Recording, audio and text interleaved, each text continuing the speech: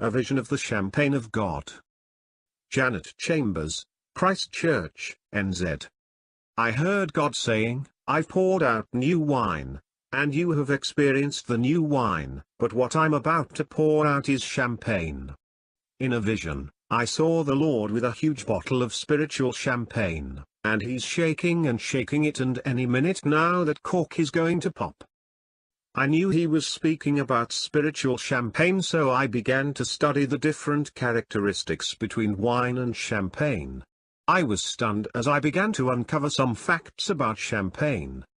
We have been getting words about pressing and about shaking, and we've also had words about strengthening. There are a lot of interesting things about champagne that have spiritual significance. There are international laws concerning the making of champagne which I'm going to share with you here. 1. The grapes have to be hand-picked. Prophetic word, you are hand-picked. The tender of the vineyard is going through, and he has hand-picked you. Those grapes are picked from very specific areas. Here in New Zealand and also in Australia, words keeps coming out about epicenters. God is forming epicenters all over the world, where his glory is about to be poured out in a new way. I believe there is a parallel with specific areas where the champagne grapes are grown and moves of God are coming from specific epicenters. 2. The grapes are pressed twice. There's a pressing twice with champagne grapes because there's a fineness to this drink. There has been a strong sense of the pressing of the Lord in 2017 through circumstances. Many of us feel like, God, I've had enough pressing and I've had enough shaking. There's been so much going on in my life, I felt like everything had come into alignment and then the pressure comes on again. But it's actually love.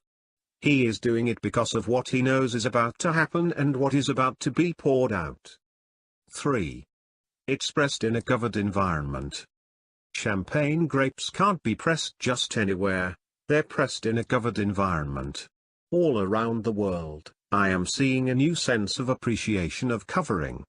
I'm seeing prophets coming together in companies of prophets. And there's protocols to the prophetic being written. I'm seeing evangelists gathering together and wanting to band together. There's covering, there's protection, and there's appreciation for governance. 4. It can be vintage or non-vintage.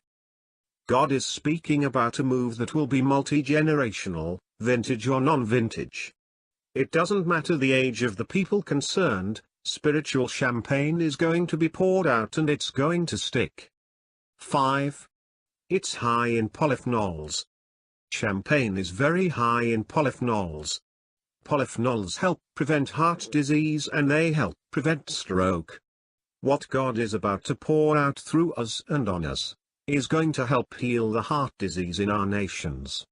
It's going to deal with depression in our nations. It's hard to be depressed when you're drinking spiritual champagne. Photo via Unsplash. 6. It's good for the brain. In laboratory tests recently, they've found out that champagne, not wine, not other forms of alcohol, but champagne, appears to help and increase the cognitive function and memory function of the brain. God is about to pour out something that will touch our brains, that will touch our minds. He's going to download blueprints and strategies. If you're in business or ministry, God is about to pour out something that will touch your brain and help release strategies. It's going to release strategies and increase for us. 7. It's doubly fermented. Fermented means to set in motion, to be excited into motion. So with champagne, they ferment it once and then it's bottled, and then they ferment it again. It's a double stirring, a double setting into motion. God is shaking us into motion, to not just be in the church with our gifts, but to get out into the marketplace. God is stirring us. He's shaking us into motion.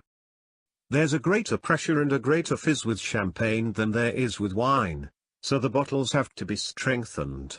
I believe God has been strengthening us. In the 1990s we saw an outpouring of new wine.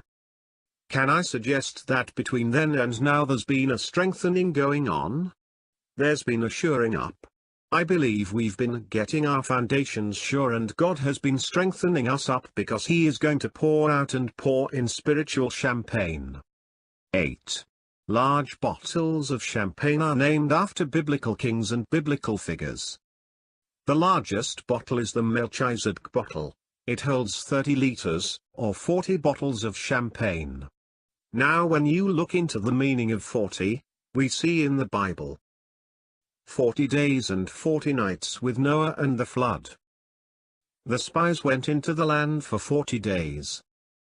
There are people having fasted for 40 days. 40 means a change of era, a change of season, a change of time. God is declaring, it is a change of season. It is a change of era. It is a change of time. The number 30, because it holds 30 liters. 30 can mean the beginning of ministry, the beginning of a ministry age or a ruling age. Jesus came into his ministry at 30 years of age. David became king at 30 years of age. Joseph became prime minister at 30 years of age. It means stepping up into what you were born for. And God is saying, I'm releasing champagne.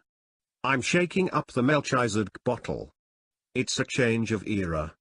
It's a change of season, and you are stepping up, church, into what you were born for. There are fine bubbles in champagne. This causes it to be absorbed quickly into the system. We know that we are in a season of acceleration where God is going to pour out immensely. Many multitudes of people are going to receive the gospel, and it's going to impact them quickly.